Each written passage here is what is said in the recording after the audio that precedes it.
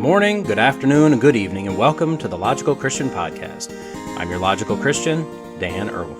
If you've joined me before, welcome back. If this is your first time here, welcome.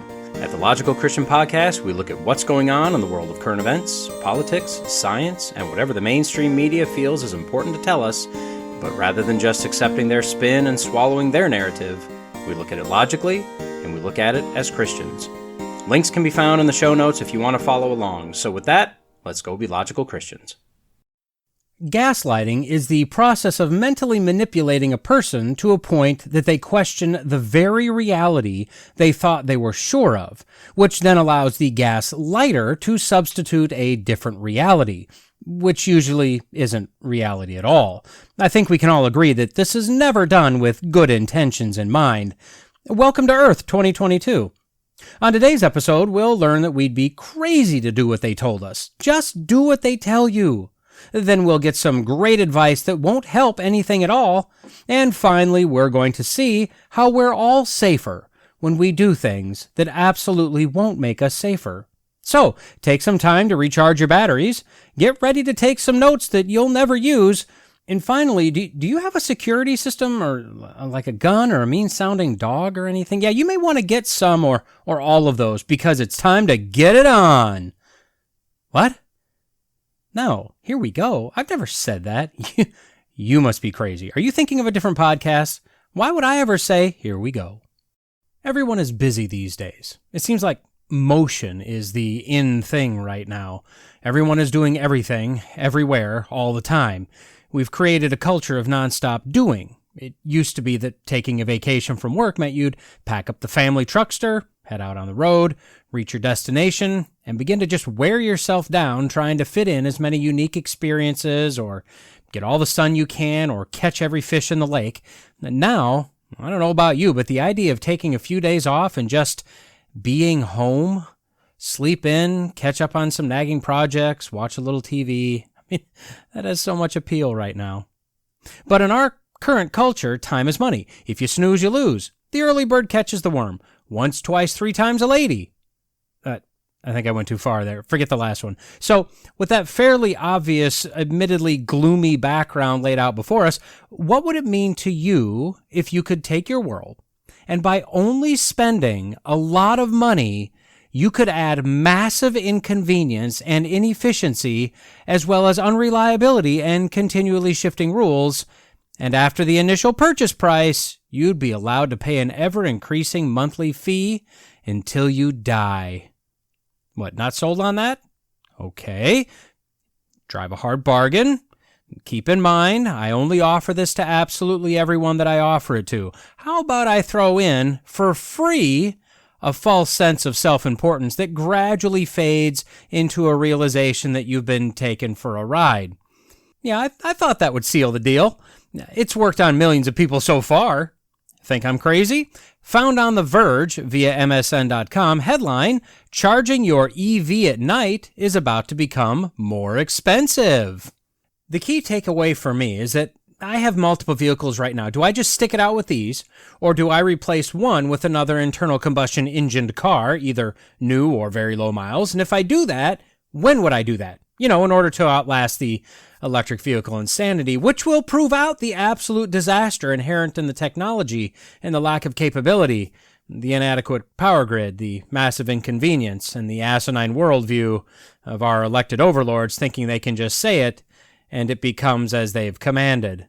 Now, I know I'm an old, bitter, get-off-my-lawn dinosaur that refuses to give up my God, my guns, or my internal combustion engine that ironically runs on old, probably bitter, liquid dinosaurs. There are practically infinity reasons for all of us to buy an electric vehicle. In fact, website myev.com asks the question, why electric? And before I'm allowed to answer, they say, quote, electric makes sense. Oh, well, I like sense and the making of it. So let's see some of the infinity reasons I alluded to just a moment ago. Number one, electric vehicles are more affordable to run. They say that we all know EVs cost more than gas cars up front, but you make that up in spades over time because electricity is practically free. They said that, quote, the average driver will save between $4,000 and $5,000 in fuel costs over the course of 5 years. Oh. Okay, so $800 to $1,000 a year in just pure savings. Well, that'll make up for the difference in purchase cost in, only 50 years or so? I mean, where do I sign? Number 2, EVs have lower maintenance costs. Well, okay, yes and no. I mean, the general annual maintenance is likely cheaper, and it's theoretically more reliable because there are less moving parts. So as long as all that electronical stuff is reliable, it should be okay. That said, when it comes time to replace a battery, and eventually they'll all need battery replacements, you'll likely lose all of that maintenance savings in one shot. My Mazda 3 that I bought new now has over 110,000 miles, has cost me probably no more than maybe $500 a year in maintenance. And that's estimating high. And this is one car out of the ones I have that I actually bring to the dealer to just let them do the checks and the oil changes, because why not, right? If the engine and transmission happen to blow tomorrow, if I added everything up, I'm still ahead of a single battery change. And number 3, tax incentives can reduce the purchase price. Okay, well, yeah, that is true. I don't think we should call taxpayer-funded government welfare programs a positive, though. Maybe that's just me. Number 4, range is a non-issue, and charging isn't rocket science. So, working backwards, no, charging isn't rocket science, but filling a car at home from a gas can or on the road at a gas pump, that's not really rocket science either. And you never get some sort of an error trying to fill it up. And if the pump is out of service, you just kind of roll forward another 10 feet. Problem solved. Plus, time is money, right? Now, as for range being a non-issue, this is what they say, quote, there are a ton of misconceptions around electric vehicles, and the biggest one guilty of slowing down adoption is that you simply can't drive that far. And that's simply not true at all. Depending on the model, many can go over 200 or even 300 miles on a single charge. Okay, that is their best sell. I don't even know what to do with that. I mean, what an idiotic statement devoid of facts and lacking, really, the rest of the story. Number 5, skip the gas station. Quote, you know how easy it is to charge your cell phone? That's how easy it is to charge an electric vehicle. Really? You simply plug it in at home and forget about it. No more lines, waiting, dirty pumps, and fumes. Wake up to a fully charged car and be on your way. The peace of mind and time savings are priceless.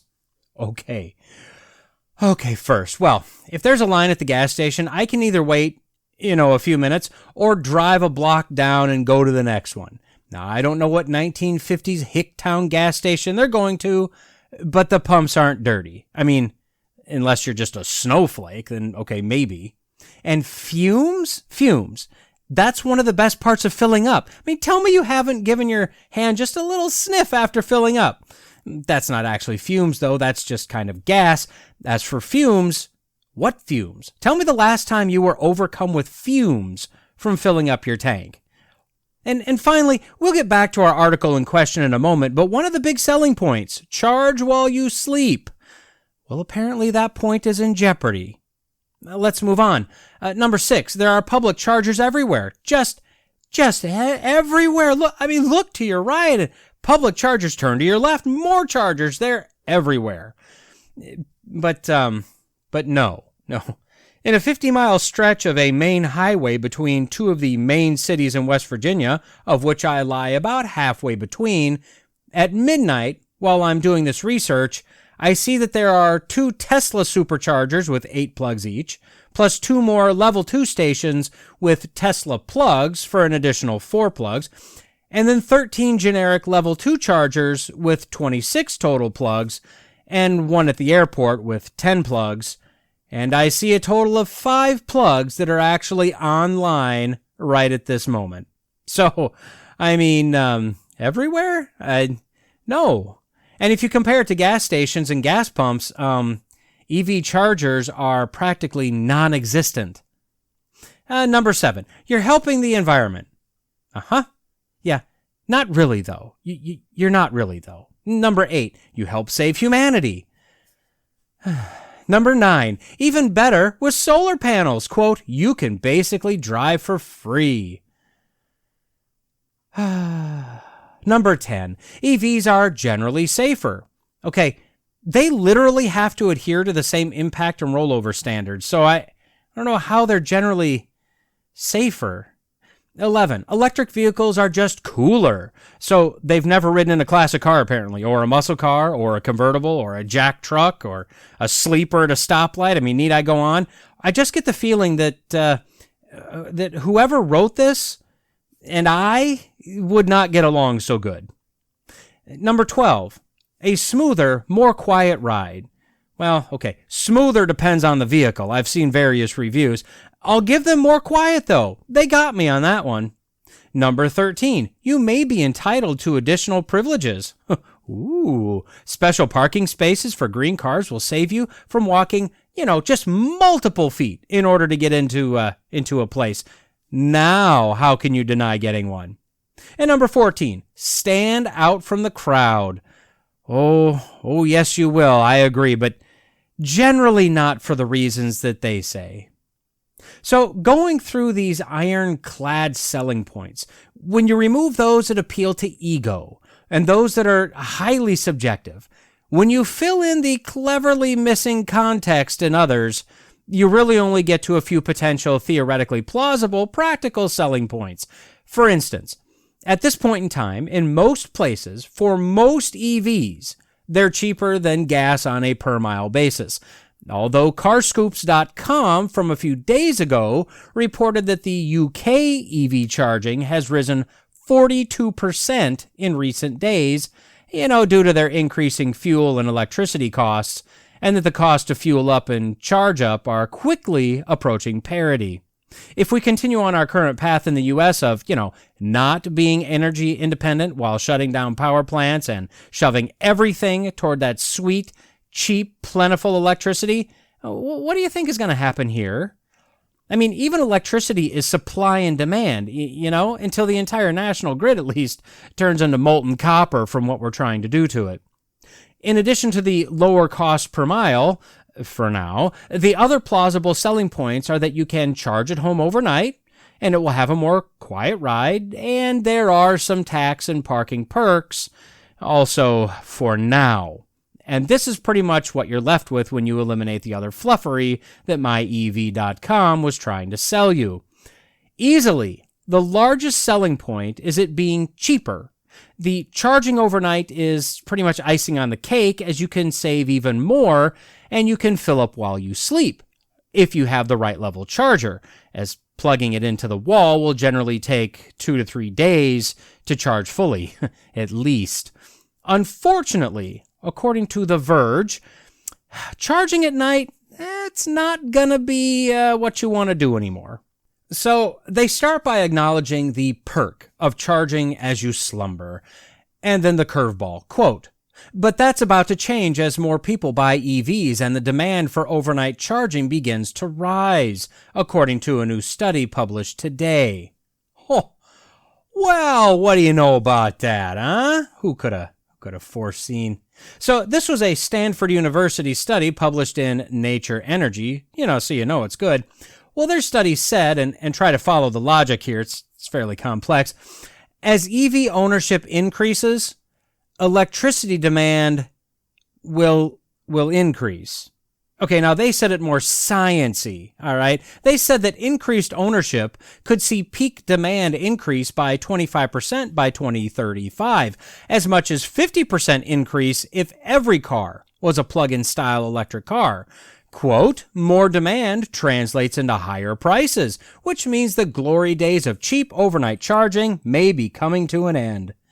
And then my most favoritist paragraphs in the entire article. Quote, to better prepare for a future with more EVs, these studies' authors recommend vehicle owners do more daytime charging, either at work or at public charging stations. This becomes especially important as more renewable sources of power generation come online, including solar and wind power. Quote, in the future grid with higher renewable generation, timing is more important, and net demand tells a very different story than total demand. The study reads, quote, shifting drivers from home to daytime charging improves all metrics of grid impact, including ramping, use of non-fossil fuel generation, storage requirements, and emissions. This insight is robust across varying levels of EV adoption. And then they do some blah, blah, blah in the article about save the planet and Biden funneling money and infrastructure is terrible. You know, pretty much the norm. So let me ask this. Although their models are robust across varying levels of EV adoption, what levels would those be? And what are the assumptions in their models? When COVID was rumored to get bad, right at the beginning, and everyone ran to get toilet paper that for some reason nobody understands to this day. If you were to watch the store shelves, first, all the name brand stuff would go. Then the good but not name brand stuff would go. And then finally the construction grade but sandpaper, you know, the El Cheapo stuff, that was taken. If we're told to charge at night, but that's going to cause peak demand issues, what does it do to move the demand to the day? Now, I know they're figuring in at least more solar power, just, flooding the grid. That's a joke in itself, however. But by shifting demand, all you do is shift the pressure. The problem that's not being addressed is the massive amount of demand, the massive extended period of demand, the grid that has no chance, based on design, to be able to reliably feed this demand, and the available max generation capacity being woefully inadequate to meet the demand. If it took 10 minutes to fill up a battery versus 45 minutes or 4 hours or 8 hours or more, then the grid could at least, I think, theoretically have a better chance to handle the load because you wouldn't have a massive number of cars sucking down the juice at the same time. They'd be coming on and off the grid at a rapid pace. But that's not what happens, which is why the overnight charging was what everyone was told to do. Do it when other electrical demand is low. So let's say we move all that charging demand to the day when people are working. Working in buildings and facilities that use lights and AC and heat and computers and machines, all taking electricity. I say again, what assumptions are they using in their models? Because there ain't no way they're bringing that much solar online. I'd say probably never will they bring that much solar online, at least not in my lifetime, assuming my dietary and physical activity life choices don't take me out early. So look.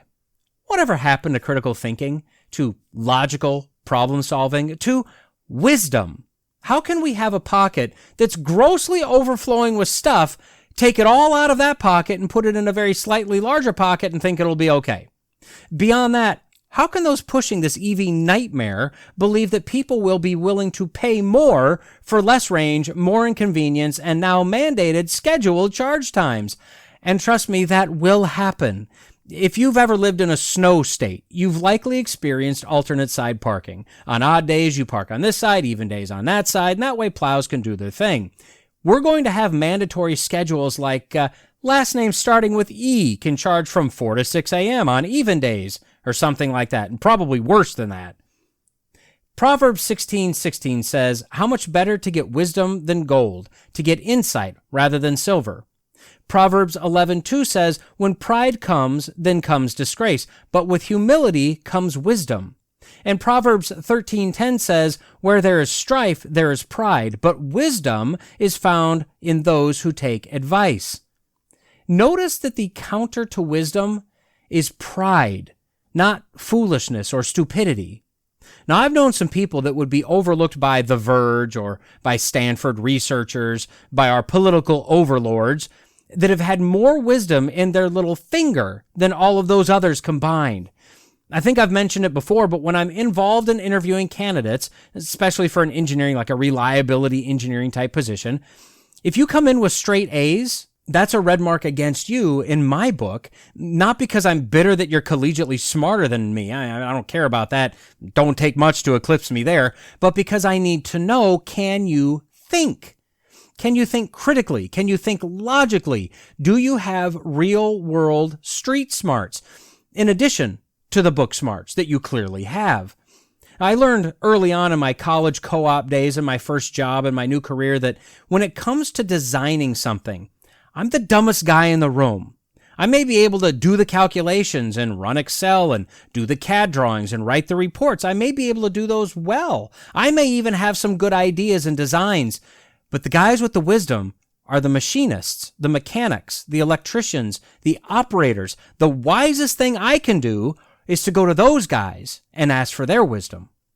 Unfortunately, what we're dealing with is a number of ego-driven, arrogant individuals, both young and old, that have never asked for help, never asked for other opinions, have never lived or worked in the real world, just the political world or the university-based theoretical world, neither of which has ever challenged their determination of what must be the truth. We're dealing with a lot of people that live in a world of subjective truth, where their truth is the truth. So if they believe we can go all EVs with no repercussions, well, it must be true. If they believe we can just shuffle charging times and it'll all work great, well, it must be true. If they believe man-caused climate change is real and EVs will fix it, yeah, it must be true. The reality is, this EV push is starting to crumble before it even gets started. The question is, will enough people take notice? Will enough people take action? Now, I've said before, I have no problem with EVs. If you want one, buy one. There are more choices popping up, and they do have certain uses. If it fits your lifestyle, do what you want. I don't care. I have a problem with a mandate based on foolishness and arrogance. Our country is made up of a wide variety of people. We need to stop electing just that small demographic of people into power that have the alleged book smarts, the political connections, the smooth talk. We need to pick wise individuals and place them into office. And although I don't advocate for a theocracy because we'd screw it up, 2/3 of the American population claim to be Christian. We should be the largest voting bloc out there. We should be voting in men and women with wisdom, with humility. But maybe Christians aren't all as wise as they should be either. Have you been hearing the term evidence-based being thrown around a lot lately? I know I have. I can't pinpoint exactly where, but I know I have. And as I was looking through the news, as is my custom and my burden, I came across our article in question. From thehill.com, headline, WHO releases new guidelines for mental health in the workplace. So there were a couple things that caught my eye on this one. One was the WHO, the World Health Organization. And I'll be honest, this should be eliminated. It's just a political organization. It's not a health organization anymore. The other thing that caught my eye was a half male, half female. No, seriously, this was a drawing, and the right half was a man holding a laptop. The left was a woman in a yoga outfit. Well, this conglomeration caught my eye, and they're sitting in the lotus position with the female having her eye closed, holding a flower between her finger and thumb in the Gyan Mudra, I don't know how you pronounce that, or the wisdom seal orientation, the Buddha position of meditation. Well, I saw that picture and thought, well, that's not a good thing, as, the meditation part of yoga, the Buddhist practice of meditation, is actually just a worship of false gods, thus being a satanic practice at its core. And no, I don't think there's anything wrong with doing the stretches, and I also don't think that you can do Christian yoga, as the root of the meditation is to clear your mind of all things and just be present in the moment, which is a 180-degree opposite view of what meditation is described as in the Bible. But looking at the story at a glance bullet points, which I'll be honest, I greatly appreciate those, The second one down says, quote, the agency has released new guidelines for mental health at work with evidence-based recommendations for organizations and individuals. And that's when I was thinking, I've seen this term a lot lately. So what exactly is this?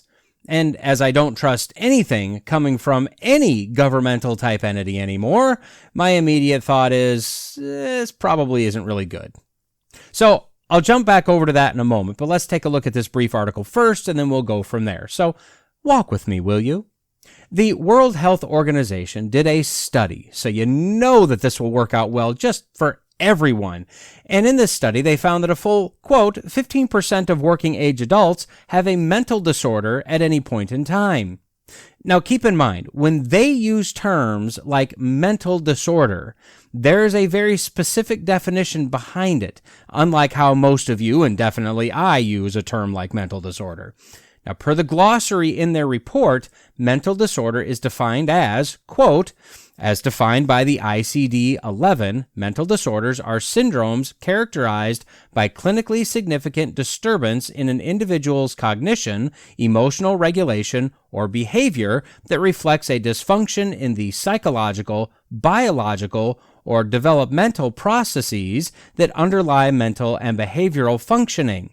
These disturbances are usually associated with distress or impairment in personal, family, social, educational, occupational, or other important areas of functioning. So the ICD-11, just FYI, is the 11th revision of the International Classification of Diseases. Per the WHO, this, quote, provides a common language that allows health professionals to share standardized information across the world. The 11th revision contains around 17,000 unique codes, more than 120,000 codable terms, and is now entirely digital. I just have to wonder, 17,000 codes. How is this thing even remotely close to usable? I don't know. Doesn't matter. Maybe we'll look at that later sometime. Just note that terms like clinically significant disturbance and dysfunction in the mental processes and disturbances, those terms mean things. Just know that in the United States, not fully dictated by the WHO, yet, the push is to make mental disorders part of denials for obtaining a firearm, for example, and the definition is being pushed down to the point of a child going to a counselor for a few weeks, many years prior to them wanting to purchase a gun. Then think of these COVID lockdowns and how swamped the counselors, psychiatrists, and psychologists were during this time.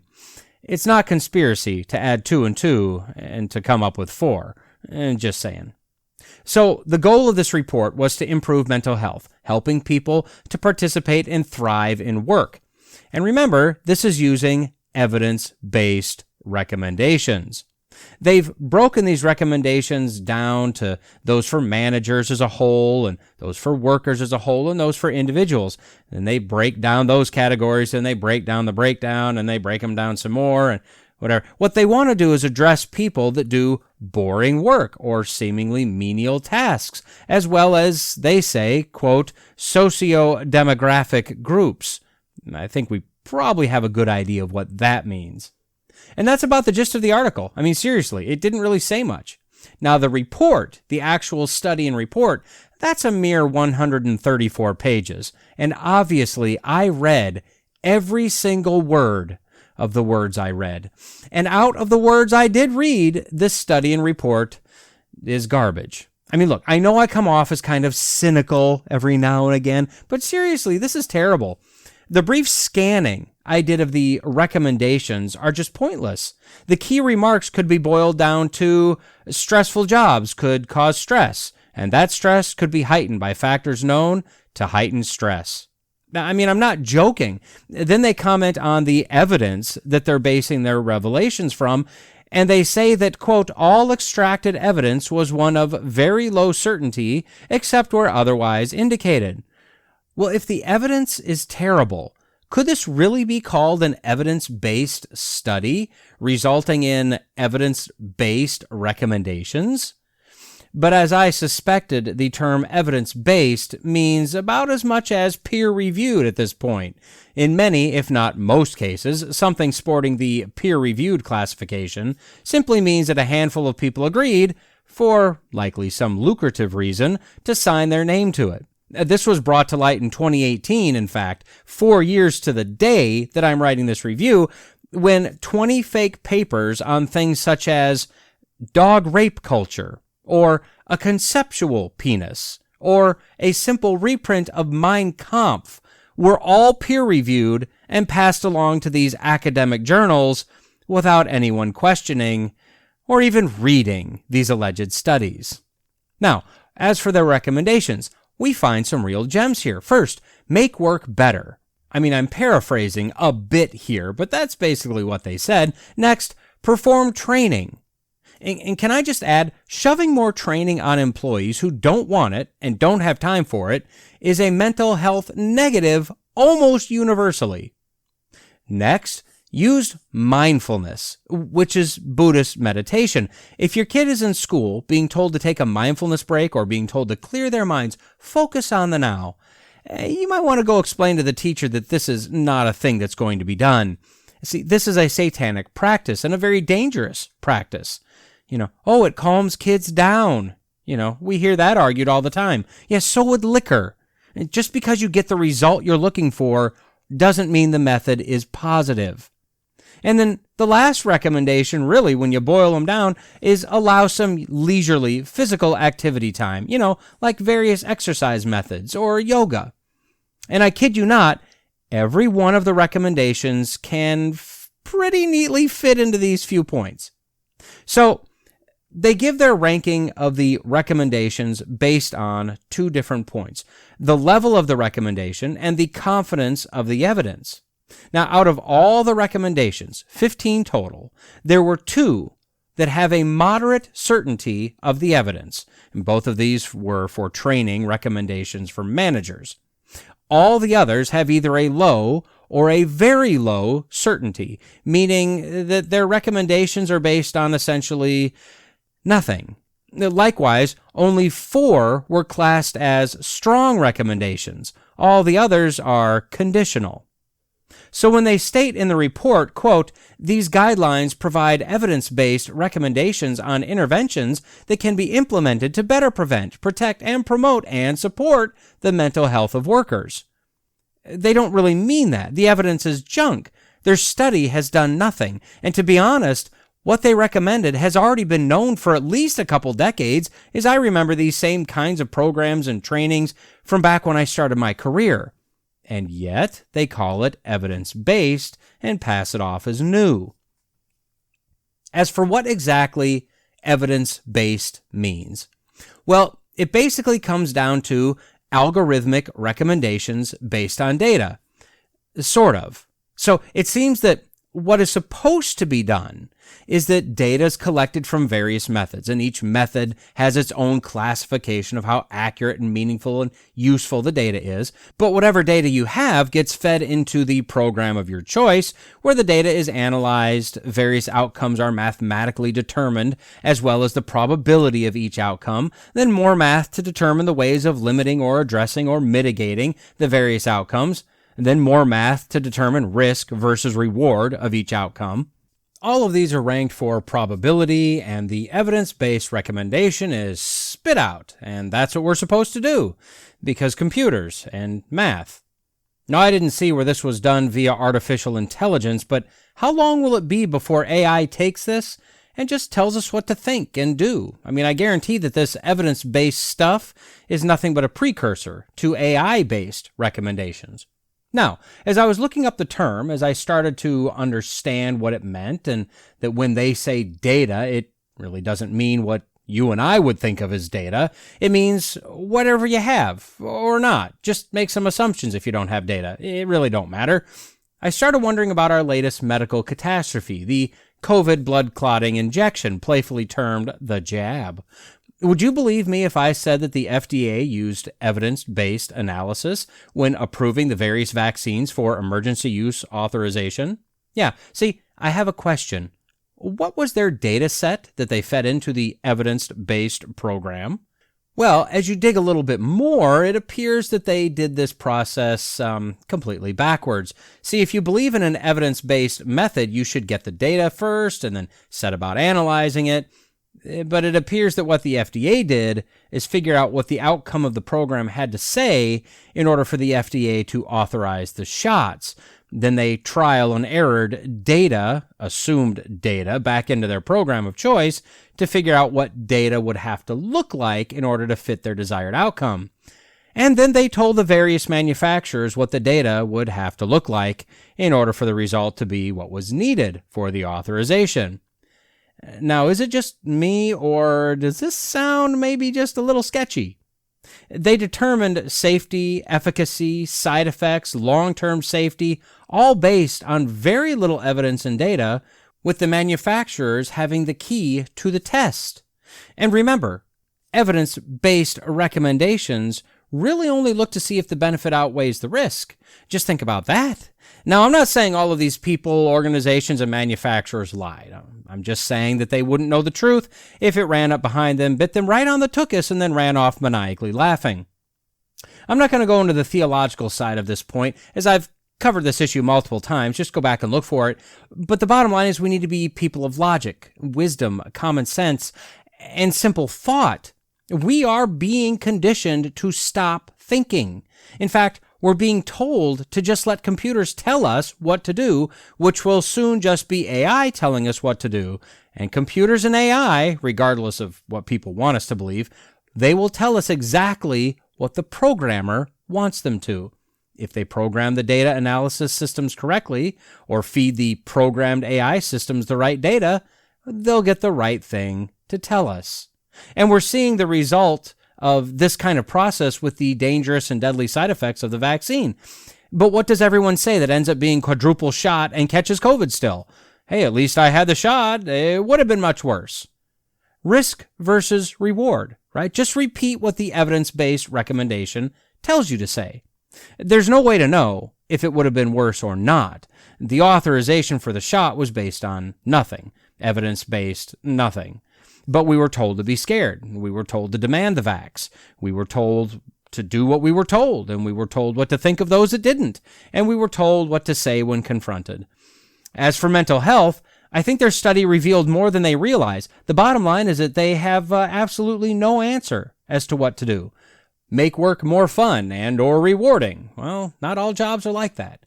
Improve the work-life balance by flex time off and working from home. Well, not all jobs are capable of doing that. Get more exercise. Oh, yeah, okay, we've known that for decades. And use Buddhist techniques, thinly disguised as mindfulness. The problem they're having is that they're ignoring the one thing that can actually address emotional issues, the truth only found in the Bible. Why do problems exist? Sin. Read about it in the Bible. How can you make sense of a crazy world? Oh, find out in the Bible. Do I actually matter? Oh, very much so. You'll find out why in the Bible. I feel alone and unloved. You're not, and you're not. Find out the shocking truth in the Bible. I feel like life is meaningless. Oh, it's not. It has great purpose. The Bible has the answers. My job seems pointless. Well, you're not working for the right being. The Bible tells me so. There is no man-made psychological manual. There's no amount of exercise or godless meditation. There are no other religions that can answer these questions. There's only one source of answers. There's only one source of true truth. Only one worldview that acts like the secret decoder ring as to why the world is like it is. But this worldview also comes with the requirement to bend the knee, to humble yourself, to admit that we are a creature. We're not the creator. And that we're selfish, hateful, angry, sinful people that are desperately in need of a savior. And also that we are subject to a sovereign king, that we're not the ultimate being, and with that, there are rules and there are consequences, and humans don't want that.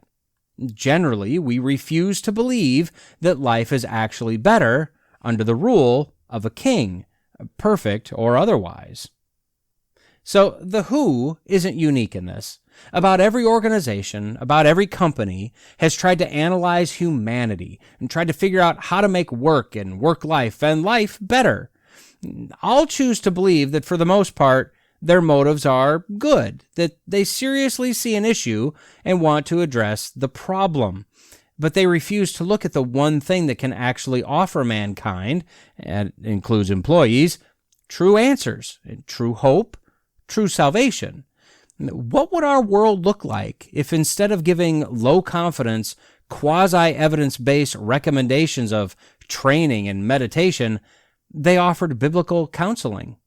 But until that happens, which I'm sure is coming very soon, it's up to you and I. We need to show the lost, hurting, dying, hopeless world the only true path to joy, hope, love, and peace.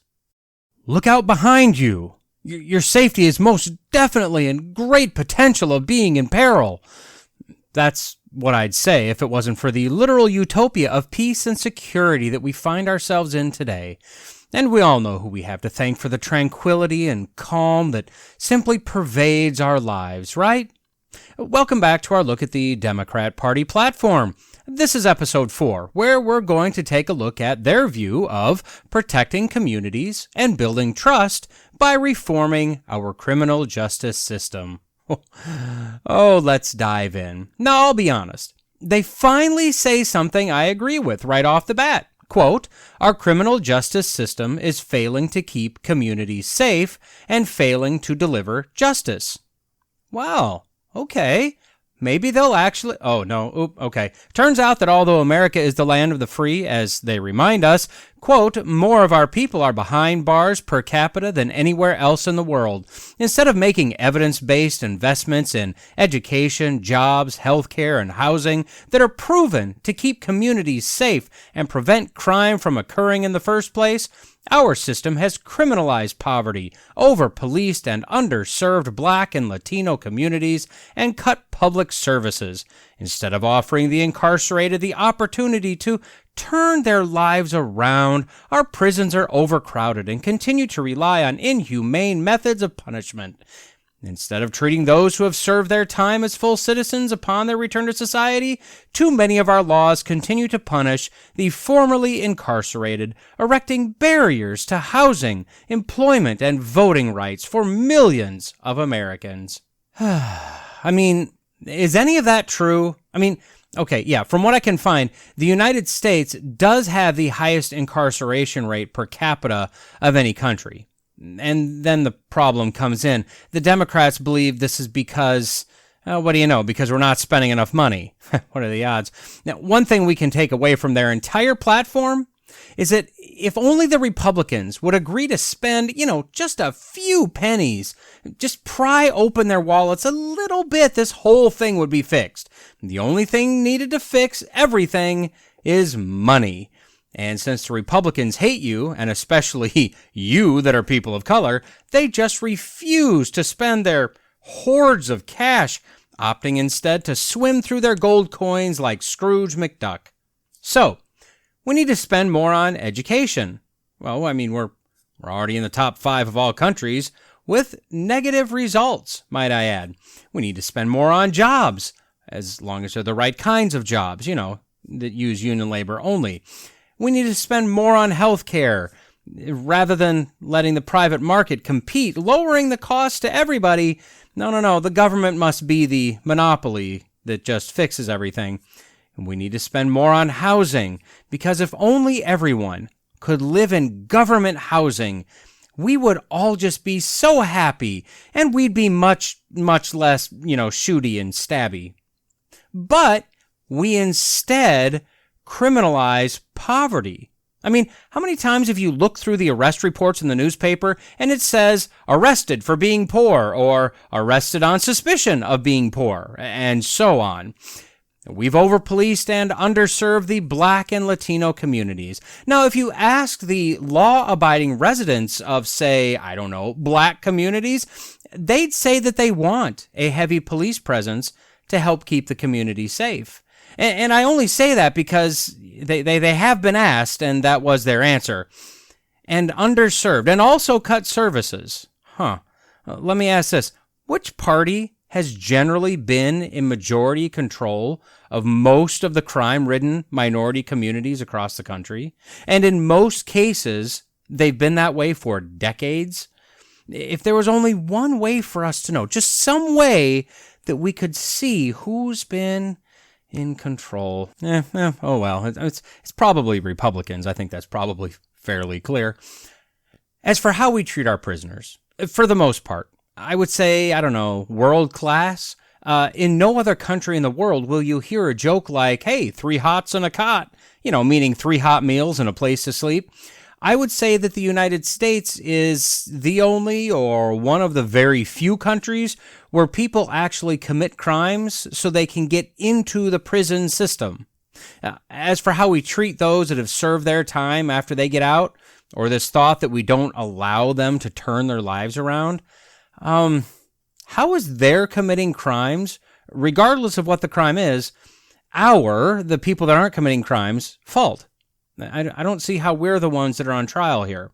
Now, I've said before, I am a reliability engineer, and as such, one of my bailiwicks is to perform root cause analyses. What the Democrats are trying to do is say that the root cause of how ex-cons are treated is us. We're all wrong. We've done the wrong thing. But the root cause is actually the fact that they broke the law. If they didn't break the law, they wouldn't interact with cops in a negative situation. They wouldn't be arrested. They wouldn't go to prison. They wouldn't come out and have a difficult time trying to reestablish their lives. You know who doesn't have all of these problems? People who don't break the law. But this is part of the so-called soft racism that just pervades the Democrat Party. It's infested with this. The Democrats have always been, are now, and will always be massively racist. It is ingrained in their DNA. They've always been the pro-slavery, the anti-civil rights, the pro-genocide of black babies party. Those are literally indisputable facts. In this case, by their very definition of the problem, they've built in the given that blacks and Latinos will just commit crimes. They can't help it. They're black and or Latino. Now, when you start with that being a fact, that blacks and Latinos are basically just mindless animals incapable of living in a civilized society, then of course you'd start to pick around the edges trying to fix all the symptoms and effects, rather than address the actual problem, the actual cause. But Democrats are here to fix the problem. Or as they say, quote, overhaul the criminal justice system from top to bottom. They state that, quote, police brutality is a stain on the soul of our nation. And they go on to say that millions of people are scared they'll die if they just get pulled over or if they're just standing on a street corner somewhere. They state that it's just unacceptable that black parents have to talk with their children about how to interact with police. So, okay, this is a manufactured issue. The reality is any good parent of any color should be telling their children how to interact with authority figures. That's called being a parent. As for traffic stops, studies of actual data have shown that more blacks are pulled over than whites. But more whites, by far, are arrested or shot by police in these traffic stops. But if you slice your data just right, you can make it say what you want, right? When you have to manipulate your data to prove your point, you generally call that a lie. Now, as for this fear, where is this fear that they're just going to be shot on the street coming from? Could it possibly be, generational fear that's been pushed for many, many years now by the fear porn peddlers, the media, the politicians, the activists? When all you're told is that cops will kill your children, when all you see on the media, on the news, is biased reporting and the spinning of half-truths, as well as heavily manipulated data, what do you expect? This is just psychological abuse. It's mental manipulation of an entire demographic of people. And why are they doing this? Votes. This, my friends, is evil. It's psychotic. So they throw out some statements without explaining any of the data. They claim the problems are with the police, from racism to brutality, lack of training. Look, it's not the criminals' fault. They want more counselors in schools, more social workers, more psychologists, all in the schools, because that'll fix the problem. They propose more strict rules for cops with more robust punishment for the police force, less severe penalties for poor children that break the laws. They just don't know no better. They want to limit how the cops can subdue a criminal when they can use deadly force, and train them and insist they use, quote, non-violent tactics, appropriate use of force, implicit bias, and peer intervention. And they'll ban racial and religious profiling. Oh, and they'll train and educate everyone in the criminal justice system to, quote, ensure transgender and gender nonconforming people receive fair and equitable treatment in the criminal justice system. Because that's one thing we know that they look for is, can I find that gay guy and let's punish him more? It's apparently time to end the war on drugs as well. And looking around you today, right? Living in the heart of the meth and opioid world myself here, it sounds like a great plan. But it's not fair because, drugs, it imprisons a disproportionate number of blacks and Latinos again. So what? We don't imprison them? They just be able to practice their craft? That doesn't seem like a good idea. And their answer for drug dealers is, you'll never guess this one, investment in, quote, jobs, housing, education, and my favorite, the arts. Because if there's one thing that will stop a guy from dealing drugs, it's the ability to create a beautiful watercolor painting. Just ask them. Now, they'll disallow police forces to purchase surplus military equipment. They'll punish those in the criminal justice system for being meanies. They'll diversify the police departments and force them to become more of a social worker group rather than a law enforcement group. Can't we just all talk it out? They'll decriminalize marijuana. And according to the latest mid to long-term data that's coming in now, that would just work out so very, very well. Spoiler, marijuana is not the same as having a drink or a cigarette, just in case you thought that. And just because you choose to break the law and you can't afford to pay your fines, that doesn't mean you're a bad guy. You shouldn't get in trouble just because you ain't got the scratch to pay that fine. The fine that you got for breaking the law. They'll get rid of mandatory minimum sentences. Rather, just let the judge decide what the punishment should be. That couldn't possibly go wrong, could it? Based on what we've seen out of a number of activist judges over recent history. And more diverse judicial appointments. We need that, right? Because let's stop appointing those whiteys. They're just the absolute worst. And they all hate black people. I'm talking about white people in general, not just the judges. All white people just hate black people, except, of course, for the overwhelming number of white men and women, most of them old, that created this platform and keep telling us all how evil we are for being white. Here's an interesting statement to open their final paragraph. Quote, Democrats believe in redemption. Huh.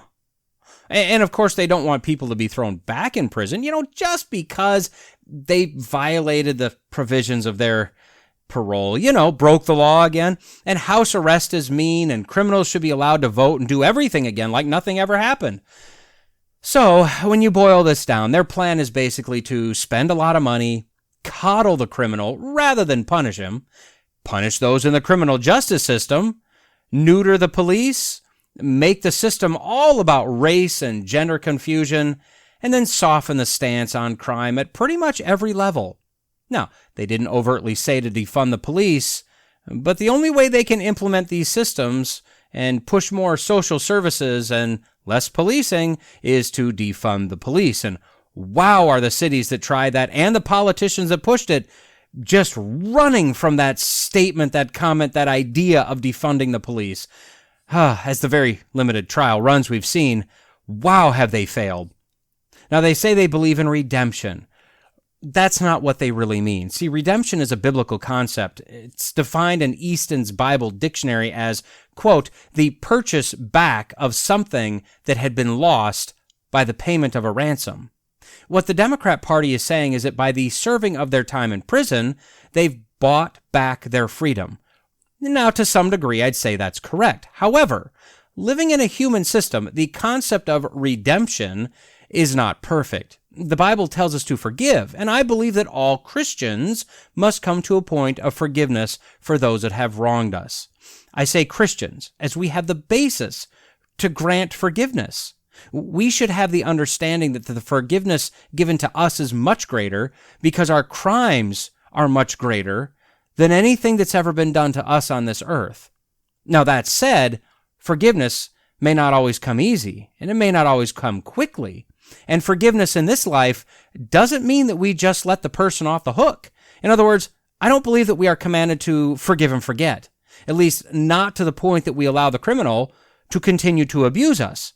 So the Democrats may believe that those that have served their time have met full redemption, but as humans are not perfect, our laws have certain provisions that may continue to affect them for the rest of their lives because of their crime. For those that are saved, we are redeemed by the shed blood of Jesus Christ. We have been purchased from sin and death to life in Christ. We are forgiven. 1 John 5:18 says that, quote, we know that anyone born of God does not continue to sin. Now, does that mean that if we're saved, we literally don't sin anymore? Oh, I sure hope not, as I look at my life. And Paul had the same conundrum that I and we all have. I do what I don't want to do. I don't do what I want to do. Oh, wretched man, who will deliver me from this body of death?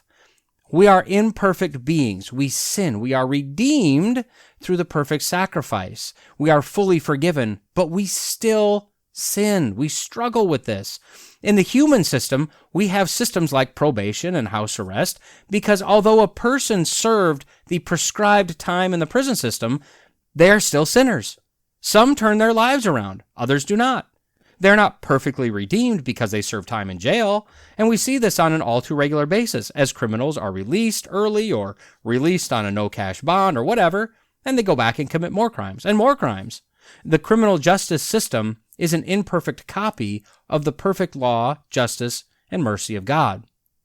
Next, just briefly, the idea that we must diversify judicial appointments and police forces, train them in gender bias, train them in implicit bias. Why? Lady Justice wears a blindfold for a reason. The criminal justice system should not consider race, power, wealth, gender, or anything else. The system should run on the laws. This is why we have mandatory sentences for specific crimes. I don't care what color you are.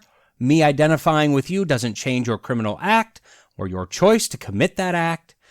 But by doing what they suggest and what is being done currently, if Lady Justice was peeking under the blindfold before, wow, they've completely ripped it off of her now, right? But bias is okay, as long as it's the right kind of bias. And racism is just fine, as long as it's the right kind of racism. And how do you know if it's the right kind? Well, does it get you votes? Finally, the Bible tells us to forgive. We are given the ultimate example of forgiveness by Jesus, and yet nowhere in the Bible does it say that we are to ignore crimes or coddle criminals. The Old Testament, Levitical or Mosaic laws, they were very strict. There were varying degrees of punishment, up to capital punishment, in order to cleanse the land and cleanse the people of the evil of the criminal. I mean, to the point that if you had a rebellious child that refused to get back in line, and from my understanding, this isn't like a kid, this is a child of yours that is accountable for their actions, that's breaking the laws, it refuses to repent, you were to take your own child out and stone him. Now, moving into the New Testament era, the stoning has gone away, not capital punishment, just the method of it, but nowhere will you see that the Bible tells us that we should just coddle criminals, that we should blame everything but the criminal, that we should ensure the criminal is made to feel good about themselves. This is a matter of justice. If a crime is committed, we must enact justice. Justice could involve punishment, or it could involve mercy. Both of those are just actions that could be taken. But to categorically say that we will not punish this demographic, based on soft racism, that's not justice. If we blame everything but the criminal, that's just being unjust to those who the blame is being thrust upon, and it's unjust to the criminal because they are not being allowed to feel the weight of their crime. Now, Jesus is our example. He has never and will never enact injustice. Those that aren't saved die and go to hell. They will receive justice for their sin. Those that God chooses to grant mercy or grace to are given that grace based on the payment for their sins by the shed blood of Christ. That is also just. If God allowed the unsaved to enter heaven along with the saved, that would be unjust. If God cast the saved into hell with the unsaved, that would be unjust. Now, our system is far from perfect, but it is one of the best systems in the free world. However, in the last few years, we've seen criminals put right back out on the streets, illegal immigrants being allowed to flood the country. We've seen massive riots in locations like Portland go unchecked. We've seen police defunded or severely neutered. We've seen the attempt to use social workers. We've seen the absolute ineffectiveness of gun control, and the list goes on. So looking at the cities and states that are considered Democrat strongholds, looking at the actions that have been taken with Democrats in power with regard to crime, let me ask you, better or worse?